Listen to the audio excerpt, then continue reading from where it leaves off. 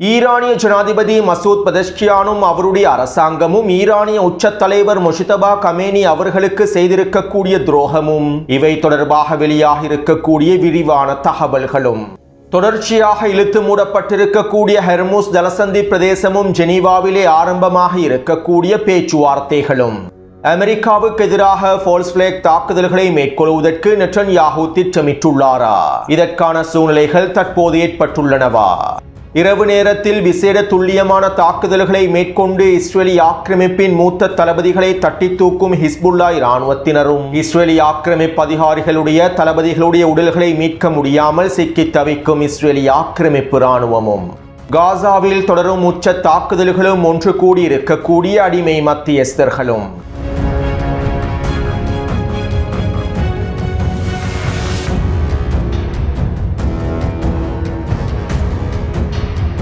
கடந்த 2 நாட்களாக இஸ்ரேலி ஆக்கிரமிப்பு இராணுவம் வடக்கு காசாவிலும் மத்திய காசாவிலும் கான் யூனிஸ் பிரதேசத்திலும் தாக்குதல்களை அதிகப்படுத்தியுள்ளது. கிட்டத்தட்ட 10க்கும் அதிகமான வான்வழி தாக்குதல்களை குறித்த பிரதேசங்களை இலக்கு வைத்து மேற்கொண்டுள்ளது. மேலும் ட்ரோன்களை பயன்படுத்தி 2 வாகனங்கள் இலக்கு வைத்து படுகொலை தாக்குதல்களையும் மேற்கொண்டுள்ளது. கடந்த 48 மணி நேரமாக இஸ்ரேலி ஆக்கிரமிப்பு காசாவிலே மேற்கொண்டு வரக்கூடிய உச்சக்கட்ட தாக்குதல்களினால் கிட்டத்தட்ட 25க்கும் அதிகமானோர் இனப்படுகொலை செய்யப்பட்டிருப்பதாகவும் 30க்கும் அதிகமானோர் படுகாயங்களுக்கு உள்ளாக்கப்பட்டிருப்பதாகவும் தெரிவிக்கப்படுகின்றது. இப்படியான நிலைமையில் இன்றைய தினம் அடிமை மத்தியஸ்தர்களுடைய வெளியுறவுத்துறை அமைச்சர்கள் சந்திப்பொன்றை ஏற்பாடு செய்துள்ளார்கள். கத்தார், துருக்கி மற்றும் எகிப்தினுடைய வெளியுறவுத்துறை அமைச்சர்கள் அடிமை சவுதி அரேபியா மற்றும் பாகிஸ்தானிய வெளியுறவுத்துறை அமைச்சர்களை இணைத்துக் கொண்டே இன்றைய தினம் எகிப்திலே இந்த பேச்சுவார்த்தைகள் ஆரம்பிக்கப்பட்டுள்ளன.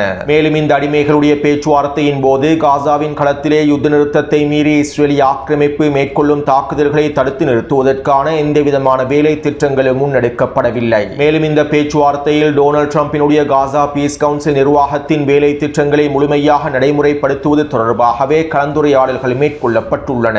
அதாவது காசாவின் களத்திலே பலஸ்தீனிய போராளிகளுடைய ஆயுதங்களை முழுமையாக கட்டுப்படுத்துவது தொடர்பாகவும் ஆயுதங்களை நிராயுதபாணியாக்குவது தொடர்பாகவுமே பேச்சுவார்த்தைகள் மேற்கொள்ளப்பட்டுள்ளன. மேலும் இந்த அடிமை மத்தியஸ்தர்கள் தற்போது வெற்று கண்டன அறிக்கைகளை கூட வெளியிடுவதில்லை. யுத்த நிறுத்தத்தை மீறி மேற்கொள்ளப்படும் இஸ்ரேலி ஆக்கிரமிப்பின் தாக்குதல்களுக்கு எதிராக கண்டன அறிக்கையை கூட இந்த அடிமைகள் வெளியிடுவதில்லை. ஏனென்றால் பலஸ்தீனிய போராளிகளுடைய முதுகில் குத்தி ஹமாஸினுடைய முதுகில் குத்தி ஒட்டுமொத்த சர்வதேசத்தையும் ஏமாற்றக்கூடிய ஒப்பந்தத்தை இவர்கள் வெற்றிகரமாக முடித்து விட்டார்கள். தற்போது காசாவிலே மேற்கொள்ளப்படக்கூடிய இனப்படுகொலை தாக்குதல்கள் தொடர்பாக இவர்கள் எந்த விதமான கவனத்தையும் செலுத்துவதில்லை. மேலும் டொனால்ட் ட்ரம்பினுடைய பீஸ் கவுன்சில் நிர்வாக திட்டங்களை முழுமையாக எதிர்ப்பதற்கு காசாவின் களத்தில் இருக்கக்கூடிய ஹமாஸினுடைய தலைவர்களும் தளபதிகளும் ஏனைய பலஸ்தீனிய போராளிகளும் தயாராகி வருவதாகவும் தற்போது தகவல்கள் வெளியாகியுள்ளன. அதாவது மஞ்சள் எல்லை பிரதேசத்தினை இஸ்ரேலி ஆக்கிரமிப்பு இராணுவத்திடமிருந்து மீட்டெடுப்பதற்கான அடுத்த கட்ட நகர்வுகளை மேற்கொள்வதற்கு பலஸ்தீனிய போராளிகள் தயாராகி வருவதாகவும் தெரிவிக்கப்படுகின்றது. மேலும் இதற்கமைவாக மீண்டும் தரைவழி தாக்குதல்கள் ஆரம்பிக்கப்பட்டால் குறித்த யுத்த நிறுத்த ஒப்பந்தம் முழுமையாக முறிவடைந்துவிடும். காசாவிலே போர்க்களம் மீண்டும் ஆரம்பிக்கப்பட்டுவிடும். மீண்டும் போரை ஆரம்பிக்காமல் இஸ்ரேலி ஆக்கிரமிப்பு இராணுவத்திற்கு எதிராக தாக்குதல்களை மேற்கொள்ளாமல் மஞ்சள் எல்லை பிரதேசங்களை மீட்டெடுக்க முடியாது என்பதே யதார்த்தமான உண்மையாகும். எனவே இதற்கமைவாகவே தற்போது பலஸ்தீனிய போராளிகளும் காய் நகர்த்தல்களை மேற்கொண்டு வருவதாக தெரிவிக்கப்படுகின்றது. இன்னும் ஒரு விதத்தில் குறிப்பிடுவதாக இருந்தால் சரியான சந்தர்ப்பம் கிடைக்கும் வரை பலஸ்தீனிய போராளிகள் காத்துக் கொண்டிருக்கின்றார்கள் என்றும் குறிப்பிடலாம்.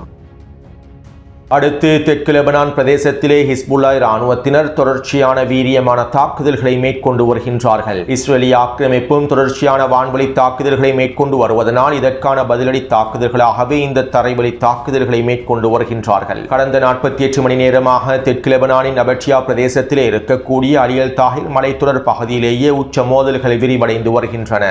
மேலும் நேற்றிரவு மேற்கொள்ளப்பட்டிருந்த தாக்குதல்களில் 52வது படைப்பிரிவை சேர்ந்த மேலும் 5 அதிகாரிகள் படுகொலை செய்யப்பட்டு இருப்பதாக தெரிவிக்கப்படுகின்றது. அதாவது அலியல் தாஹிர் மலைத்தொடர் பிரதேசத்திலே ஹிஸ்புல்லா இராணுவத்தினர் 5க்கும் அதிகமான பொறிகளை வைத்து இஸ்ரேலி ஆக்கிரமிப்பின் 52வது படைப்பிரிவுக்கு எதிராக தாக்குதல்களை மேற்கொண்டுள்ளார்கள். இந்த தாக்குதல்களிலே குறித்த கவச படைப்பிரிவினுடைய 4 மெர்காவா போர்த்தங்கி வாகனங்கள் வசமாக சிக்கி அளிக்கப்பட்டுள்ளன. மேலும் இந்த போர் வாகனங்களில் இருக்கக்கூடிய சிப்பாய்களில் அதிகமானோர் அளிக்கப்பட்டுள்ளார்கள். அதே போன்று 52வது படைப்பிரிவின் கட்டளை தளத்தை இலக்கு வைத்தும் ட்ரோன் மற்றும் கவச எதிர்ப்பு ஏவுகணை தாக்குதல்களையும் மேற்கொண்டுள்ளார்கள். இந்த இந்த தாக்குதலிலும் குறித்த பகுதியிலே கிட்டத்தட்ட 10க்கும் அதிகமான அதிகாரிகளும் சிப்பாய்களும் அளிக்கப்பட்டுள்ளார்கள். இந்த தாக்குதல்களுக்கு பின்பு இவர்களுடைய உடல்களையும் படுகாயமடைந்த சிப்பாய்களையும் மீட்பதற்காக வருகை தந்த இஸ்ரேலிய ஆக்கிரமிப்பு மீட்பு படைகளை இலக்கு வைத்தும் ரத்வான் படை பிரிவினர் தொடர்ச்சியான இடைவிடாத தாக்குதல்களை மேற்கொண்டுள்ளார்கள். இதனால் அலியல் தாஹிர் பிரதேசத்திலே கொல்லப்பட்டிருக்கக்கூடிய படுகாயமடைந்திருக்கக்கூடிய அதிகாரிகளையும் சிப்பாய்களையும் இஸ்ரேலிய ஆக்கிரமிப்பு ராணுவத்தின் மீட்பு படையினால் மீட்க முடியவில்லை.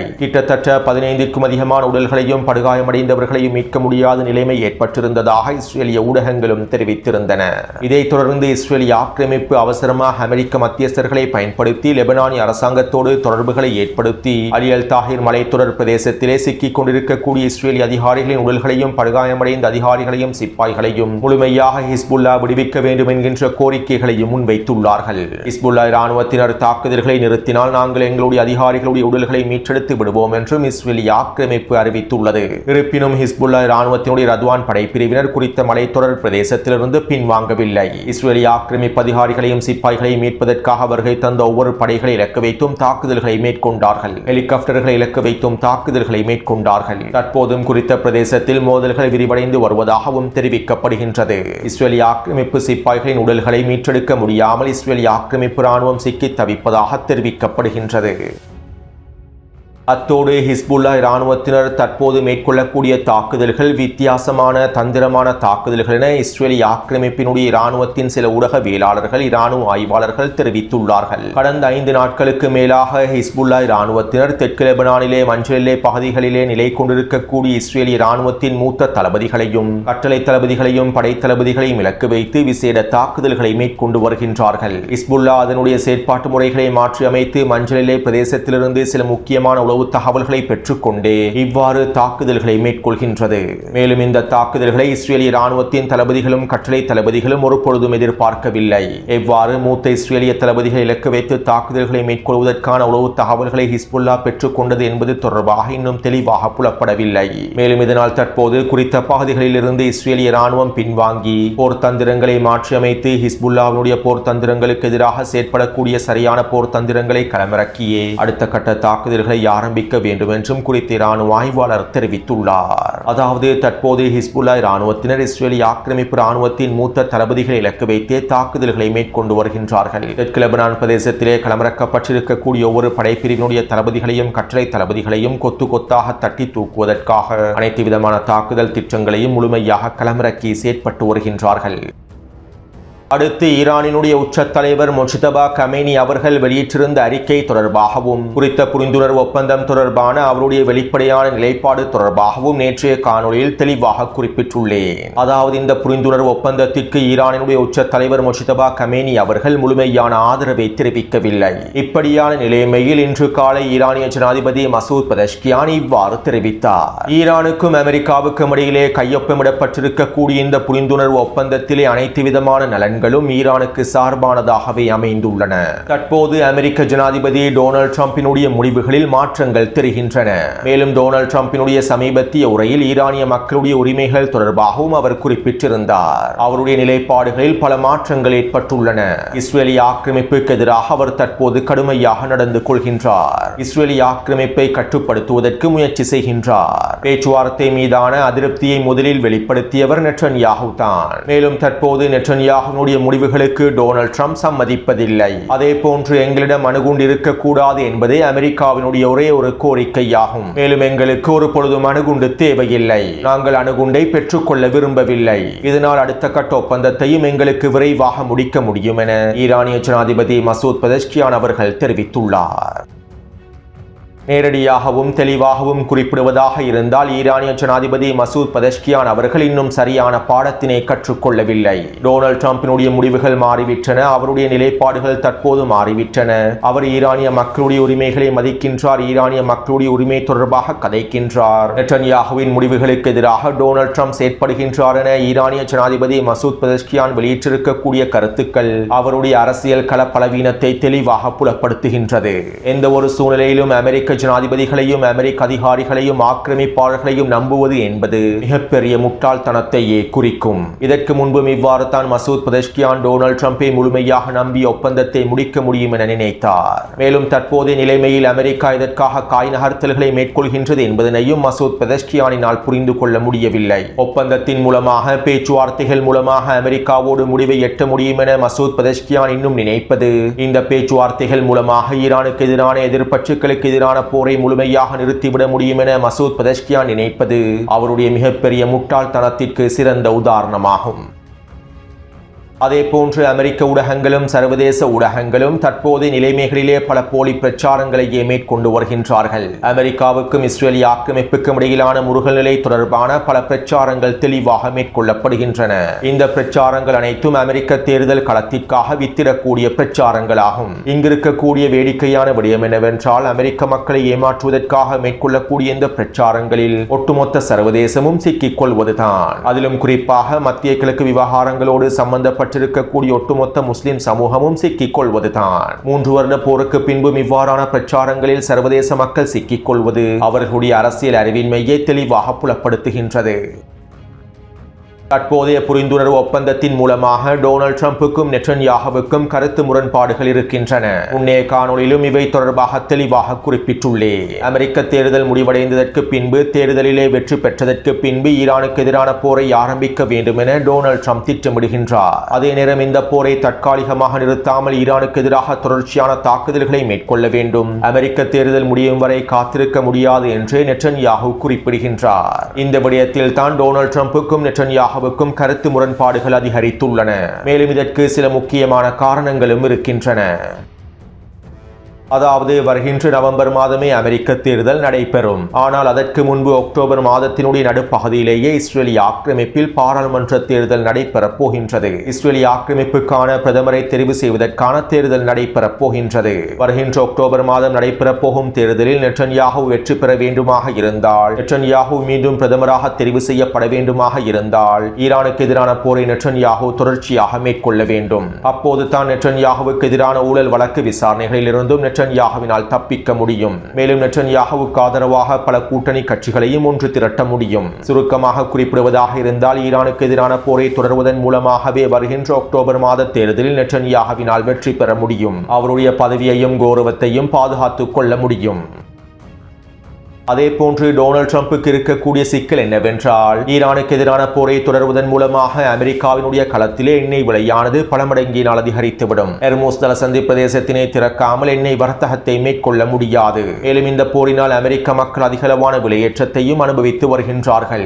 இவ்வாறு எண்ணெய் விலை அதிகமாக இருக்கக்கூடிய சந்தர்ப்பத்தில், வாழ்க்கை செலவுகள் அதிகமாக இருக்கக்கூடிய சந்தர்ப்பத்தில் அமெரிக்க மக்கள் டொனால்ட் ட்ரம்பினுடைய கட்சிக்கு வாக்களிக்க மாட்டார்கள். இந்த தேர்தலில் தோல்வி அடைந்தால் அடுத்த கட்ட தேர்தலில் டொனால்ட் ட்ரம்பினுடைய கட்சியிலிருந்து யாரும் ஜனாதிபதியாக பதவியேற்கவும் முடியாது. எனவே தற்போது அமெரிக்காவினுடைய களத்தில் நிலைமைகள் சுமூகமாக முடிக்கப்பட வேண்டும். எண்ணெய் விலையானது குறைக்கப்பட வேண்டும். அப்போது தான் நவம்பர் மாதம் தேர்தலில் டொனால்ட் ட்ரம்பினுடைய கட்சியினால் வெற்றி பெற முடியும். இதனால் தான் டொனால்ட் ட்ரம்ப் அமெரிக்க தேர்தலுக்கு பின்பு ஈரானுக்கு எதிரான தாக்குதல்களை தொடர்வதற்கு விரும்புகின்றார். அது மட்டுமல்லாமல் அமெரிக்க தேர்தலுக்கு பின்பு ஈரானுக்கு எதிரான போரை தொடர்வது நெட்டன்யாகுவுக்கு சிக்கலானதாகும். ஏனென்றால் அக்டோபர் மாத பாராளுமன்ற தேர்தலிலே நெட்டன்யாகு தோல்வி அடைந்ததற்கு பின்பு ஈரானுக்கு எதிரான போரை தொடர்வதில் அவருடைய அரசியல் வாழ்க்கைக்கு எந்த விதமான தாக்கத்தையும் ஏற்படுத்தாது. எனவே தற்போது டொனால்ட் ட்ரம்புக்கும் நெட்டன்யாகுவுக்கும் இடையில் இருக்கக்கூடிய கருத்து முரண்பாடு இதுதான்.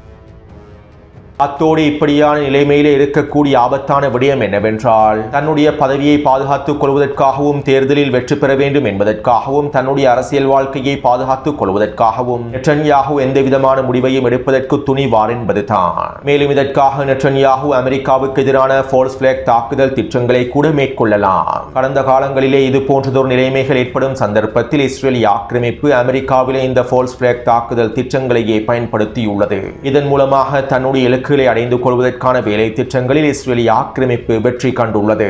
எனவே இதே திட்டங்களை நெட்டன்யாகு மீண்டும் பயன்படுத்தலாம். அத்தோடு இதனை உறுதிப்படுத்தும் வகையில் இஸ்ரேலிய ஆக்கிரமிப்பிலே இருக்கக்கூடிய மிக முக்கியமான இராணுவ ஆய்வாளர்களில் ஒருவரான நெட்டன்யாகுவின் நண்பர்களில் ஒருவரான பென் சப்ரிட் என்பவர் எக்ஸ் தளத்திலே இவ்வாறு பதிவிட்டுள்ளார். யார் எதிரி யார் நண்பர் என்பதனை நினைவு கூறுவதற்கு ஒருவேளை அமெரிக்காவுக்கு இன்னும் ஒரு 9/11 தாக்குதலோ அல்லது பேர்ல் ஹார்பர் தாக்குதலோ தேவைப்படலாம். இதன் மூலமாக சரி அமெரிக்கா யார் யார் நண்பன் யார் எதிரி என்பதனை புரிந்து கொள்ளும் என அவர் குறிப்பிட்டுள்ளார். அதாவது அமெரிக்காவுக்குள்ளே ஃபால்ஸ் பிளாக் தாக்குதல்களை மேற்கொண்டு விற்று அந்த பழியை ஈரான் மீதும் எதிர்ப்பற்றுக்கள் மீதும் சுமத்தி அவசரமாக ஈரானுக்கு எதிரான போரை ஆரம்பிப்பதற்கான முயற்சிகளை நெட்டன்யாஹு மேற்கொள்ளலாம். இதனைத்தான் நெட்டன்யாஹுவின் நண்பர் எக்ஸ் தளத்தில் அமெரிக்காவுக்கு எதிரான எச்சரிக்கையாகவும் வெளியிட்டுள்ளார். மேலும் இங்கிருக்கக்கூடிய இன்னும் ஒரு மிக முக்கியமான விடயம் என்னவென்றால் இந்த கருத்தை பதிவிட்டு ஒரு மணித்தியாலத்திற்குள்ளேயே அவர் எக்ஸ் தளத்தில் பதிவிட்ட கருத்தையும் மாற்றி அமைத்து விட்டார். அடுத்து ஹெர்முஸ் ஜலசந்தி பிரதேசமானது முழுமையாக இழுத்து மூடப்பட்டுள்ளது. IRGC ராணுவத்தினர் ஹெர்முஸ் ஜலசந்தி பிரதேசத்தினை முழுமையாக இழுத்து மூடியுள்ளார்கள். இஸ்ரேலிய ஆக்கிரமிப்பு லெபனானிய களத்தில் தாக்குதல்களை தொடர்ச்சியாக மேற்கொண்டு வருவதற்கு பதிலடியாகவே ஹெர்முஸ் ஜலசந்தி பிரதேசம் இழுத்து மூடப்பட்டுள்ளது. மேலும் ஹெர்முஸ் ஜலசந்தி பிரதேசம் இழுத்து மூடப்பட்டிருப்பதற்கான முழுமையான ஆதாரங்களை டெலிகிராம் சேனலில் பதிவிட்டுள்ளேன். அத்தோடு இன்றைய தினம் கத்தார் மற்றும் பாகிஸ்தானிய அடிமை மத்தியஸ்தர்களும் ஈரான் மற்றும் அமெரிக்க பிரதிநிதிகளும் ஜெனீவாவிலே களமிறங்கியுள்ளார்கள். அடுத்த கட்ட பேச்சுவார்த்தைகளுக்கு முன்பு லெபனான் தொடர்பான இறுதி முடிவுகளை எடுப்பதற்காகவே இந்த பேச்சுவார்த்தைகள் அமைந்திருப்பதாக ஈரானிய தரப்பினர் தெரிவித்துள்ளார்கள். முடிக்கப்பட்டிருக்கக்கூடிய புரிந்துணர்வு ஒப்பந்தத்தின் 14 நிபந்தனைகளையும் முழுமையாக நிறைவேற்றுவது தொடர்பாகவும் குறிப்பாக லெபனானிய களத்திலே தாக்குதல்களை நிறுத்துவது தொடர்பாகவுமே இன்றைய தினம் ஜெனீவாவில் பேச்சுவார்த்தைகள் மேற்கொள்ளப்படும் என தெரிவிக்கப்பட்டுள்ளது. மேலும் இந்த பேச்சுவார்த்தையில் கலந்து கொள்வதற்காக அமெரிக்காவின் துணை ஜனாதிபதி JD வான்ஸும் களமிறங்கியிருந்தார். ஈரான் சார்பாக பாராளுமன்ற சபாநாயகர் முகமது கலிபாஃப் அவர்களும் அப்பாஸ் அரக்சி அவர்களும் இன்னும் ஏனைய ஈரானிய பிரதிநிதிகளும் கலந்து கொண்டிருந்தார்கள். தற்போதும் குறித்த பேச்சுவார்த்தையானது ஜெனீவாவில் நடைபெற்று வருவதாகவே தெரிவிக்கப்படுகின்றது. அத்தோடு இந்த புரிந்துணர்வு ஒப்பந்தம் தொடர்பாகவும் ஈரானிய உச்ச தலைவர் முஜ்தபா கமேனி அவர்களுக்கு எதிராக இவர்கள் செய்திருக்கக்கூடிய துரோகம் தொடர்பாகவும் ஈரானினுடைய ஜனாதிபதி மசூத் பெஸஷ்கியானும் அவருடைய அரசாங்கமும் செய்திருக்கக்கூடிய துரோகம் தொடர்பாகவும் ஈரானினுடைய மூத்த பத்திரிகையாளர் கானலிசேத் அவர்கள் இவ்வாறு தெரிவித்துள்ளார். ஈரானினுடைய புதிய உச்ச தலைவராக முஜ்தபா கமேனி அவர்கள் தெரிவு செய்யப்பட்டதற்கு பின்பு மசூத் பெஸஷ்கியானினுடைய அரசாங்கம் பேச்சுவார்த்தைகளை மேற்கொண்டு ஒப்பந்தம் ஒன்றை அமெரிக்காவுடன் முடிப்பதற்காக 5 அம்ச திட்டத்தை முன்வைத்தார்கள். ஆனால் இந்த 5 அம்ச திட்டத்தினை ஈரானிய உச்ச தலைவர் முழுமையாக நிராகரித்தார். இதைத் தொடர்ந்து பல சுற்று பேச்சுவார்த்தைகளை மேற்கொண்டு மசூத் பெஸஷ்கியானினுடைய அரசாங்கம் 10 அம்ச திட்டத்தினை முன்வைத்தது. மேலும் இந்த 10 அம்ச திட்டத்திலே ஈரானிய அணுசக்தி தொடர்பான பேச்சுவார்த்தைகள் நடைபெறும் என்றும் குறிப்பிடப்பட்டது. இதனையும் ஈரானிய உச்ச தலைவர் முஜ்தபா கமேனி அவர்கள் நிராகரித்தார். அணுசக்தி திறன்கள் தொடர்பாக பேச்சுவார்த்தைகள் மேற்கொள்ளப்பட மாட்டாது என்பதில் உறுதியாக இருந்தார். மேலும் ஈரானிய உச்ச தலைவர் மேலதிகமாக 8 நிபந்தனைகளையும் சேர்த்தார். அமெரிக்காவுக்கு அவசரமாக தற்காலிக போர் நிறுத்தம் ஒன்று தேவைப்பட்டதனால் அந்த 10 அம்ச திட்டத்தையும் அமெரிக்கர்கள் ஓரளவு ஏற்றுக்கொண்டார்கள். மேலும் இந்த 10 அம்ச திட்டத்திலே ஈரானினுடைய அணுசக்தி திறன்கள் தொடர்பாகவும் ஏவுகணை திறன்கள் தொடர்பாகவும் பேச்சுவார்த்தைகளை மேற்கொள்ளக்கூடாது என ஈரானிய உச்ச தலைவர் கூறிய போதிலும் மசூத் பெஸஷ்கியானினுடைய அரசாங்க பிரதிநிதிகளும் பேச்சுவார்த்தை குழுவினரும் அமெரிக்கர்களோடு அணுசக்தி திறன்கள் தொடர்பாக பேச்சுவார்த்தைகளை மேற்கொண்டுள்ளார்கள். ஈரானிய உச்ச தலைவர் எழுத்துப்பூர்வமாக தெளிவாக கூறிய போதிலும் பேச்சுவார்த்தை குழுவானது சில விடயங்களை மீறிவிட்டன. மசூத் பெஸஷ்கியானினுடைய அரசாங்கம் உச்ச தலைவருடைய சில முக்கியமான கோரிக்கைகளை நடைமுறைப்படுத்துவதில் பின்வாங்கியது. இவ்வாறு மசூத் பெஸஷ்கியானினுடைய அரசாங்கம் ஈரானிய உச்ச தலைவருடைய சிவப்பு கோடுகளை மீறி செயற்பட்டது அமெரிக்கர்களுக்கு ஒரு வாய்ப்பாக மாறியது. மேலும் இந்த சந்தர்ப்பத்திலே ஈரான் போரை நாடவில்லை, யுத்த நிறுத்த ஒப்பந்தத்தை தான் விரும்புகின்றது என டொனால்ட் ட்ரம்பும் அவருடைய நிர்வாகமும் தீர்மானித்தார்கள். தியாகி இமாம் அலி கமேனி அவர்கள் இந்த போரை நிறுத்தாமல் தொடர்ச்சியாக மேற்கொண்டு அமெரிக்காவுக்கு உச்சிழப்புகளை ஏற்படுத்தக்கூடிய வழிமுறைகளையும் திட்டங்களையுமே நடைமுறைப்படுத்தி இருந்தார். ஆனால் மசூத் பெஸஷ்கியானுடைய அரசாங்கம் அமெரிக்காவுக்கு எதிராக போரை வீரியமாக தொடராமல் ஒப்பந்தத்தை முடிப்பதற்கே தீர்மானித்தார்கள். இதைத் தொடர்ந்து முன்வைக்கப்பட்ட 14 அம்ச திட்டங்களுக்கும் ஈரானிய உச்ச தலைவர் முழுமையான ஆதரவை வெளிப்படுத்தவில்லை. இதைத் தொடர்ந்து மசூத் பெஸஷ்கியானுடைய அரசாங்க பிரதிநிதிகளும் தேசிய உச்ச பாதுகாப்பு சபையில் இருக்கக்கூடிய மசூத் பெஸஷ்கியானுடைய ஆதரவாளர்களும் ஈரானிய உச்ச தலைவருக்கு கடிதம் ஒன்றை எழுதினார்கள். அமெரிக்காவும் இஸ்ரேலிய ஆக்கிரமிப்பும் ஈரானினுடைய உள்கட்டமைப்புகள் இலக்கு வைத்து தாக்குதல்களை மேற்கொள்கின்றது. பொருளாதார ரீதியில் நாங்கள் மிகப்பெரிய சிக்கல்களுக்குள் தள்ளப்பட்டுள்ளோம். இப்படியானது ஒரு நிலைமையில் போரை தொடர முடியாது. எங்களுடைய உள்கட்டமைப்புகள் முழுமையாக அளிக்கப்பட்டுவிடும். பொருளாதார நிலைமைகள் சிக்கலுக்குள் ஆகிவிடும். இதை தவிர்ப்பதற்கு நாங்கள் ஒப்பந்தம் ஒன்றை அவசரமாக முடிப்பதே தீர்வாக அமையும் என ஈரானிய உச்ச தலைவருக்கு கடிதம் ஒன்றை அனுப்பியுள்ளார்கள். இதன்போது ஈரானிய உச்ச தலைவர் இவ்வாறு பதில் வழங்கியுள்ளார். இந்த பேச்சுவார்த்தைகள் ஒரு பொழுதும் பயனளிக்கப் போவதில்லை. உங்களுடைய மறுமை வாழ்வுக்கு கூட இந்த பேச்சுவார்த்தைகள் ஒரு பொழுதும் பயனளிக்கப் போவதில்லை. இந்த பேச்சுவார்த்தை பேச்சுவார்த்தையின் மூலமாக ஈரானினுடைய உட்கட்டமைப்புகளை முழுமையாக பாதுகாக்க முடியாது. நாங்கள் போரை வீரியமாக தொடர வேண்டும் என ஈரானிய உச்ச தலைவர் பதில் வழங்கியுள்ளார். இதைத் தொடர்ந்து மசூத் பெதஷ்கியானினுடைய பேச்சுவார்த்தை குழுவானது உச்ச தலைவருடைய கருத்துக்களை மீறி மீண்டும் பேச்சுவார்த்தைகளை தொடங்கியுள்ளது. மேலும் இந்த சந்தர்ப்பத்தில் ஈரானிய உச்ச தலைவர் மசூத் பெதஷ்கியானினுடைய அரசாங்கத்திற்கு ஆதரவாக இருக்கக்கூடிய உச்ச தேசிய பாதுகாப்பு சபையில் இருக்கக்கூடிய உயர் அதிகாரிகளுக்கு தனித்தனியாக கடிதங்களை அனுப்பியுள்ளார். ஒவ்வொன்றுக்கும் தனியான விளக்கங்களை தர வேண்டும் என்றும் இதற்கான முழு பொறுப்பையும் நீங்கள் ஏற்றுக்கொள்ள வேண்டும் என தெளிவாக குறிப்பிட்டுள்ளார். மேலும் ஈரானினுடைய உச்ச தலைவர் இந்த 14 அம்ச திட்டங்களில் சிலவற்றை மாத்திரம் எதிர்க்கவில்லை, பெரும்பாலானவற்றை அவர் எதிர்த்தார். இருப்பினும் மசூத் பெதஷ்கியானும் அவருடைய அரசாங்கமும் ஈரானிய உச்ச தலைவருக்கான அழுத்தங்களை தொடர்ச்சியாக வழங்கினார்கள். இந்த அழுத்தங்களின் விளைவாகவும் அவர்கள் முழுமையான பொறுப்பை ஏற்றதன் விளைவாகவுமே இறுதியில் ஈரானிய உச்ச தலைவர் இதற்கான பகுதியளவிலான சம்மதத்தினை வழங்கினார். ஆனால் இரண்டாம் கட்ட பேச்சுவார்த்தைகளில் அவர் கடுமையாகவே நடந்து கொள்வார். மேலும் இந்த ஒப்பந்தமானது நெடுநாட்களுக்கு நீடிக்காது என்றும் குறித்த ஈரானிய பத்திரிகையாளர் தெரிவித்துள்ளார். அதாவது மசூத் பெதஷ்கியானும் அவருடைய நிர்வாக அதிகாரிகளும் பேச்சுவார்த்தை குழுவும் எவ்வாறு ஈரானிய உச்ச தலைவருடைய கருத்துக்களை மீறி செயற்பட்டுள்ளார்கள் என்பதனையே குறித்த பத்திரிகையாளர் ஆதாரங்களோடு வெளிப்படுத்தியுள்ளார். மேலும் இந்த தகவல்களின் மூலமாக சில விடயங்களை உங்களுக்கு தெளிவாக புரிந்து கொள்ள முடியும். அது மட்டுமல்லாமல் இந்த பேச்சுவார்த்தைகள் விரைவில் தோல்வியடையும் என்பதனையும் போர் விரைவில் ஆரம்பிக்கப்படும் என்பதனையும் எங்களுக்கு தெளிவாக புரிந்து கொள்ள முடியும். எனவே இந்த காணொளி தொடர்பான கருத்துக்களை பதிவிடுங்கள். தொடர்ந்தும் என்னுடன் இணைந்திருங்கள். நன்றி, வணக்கம்.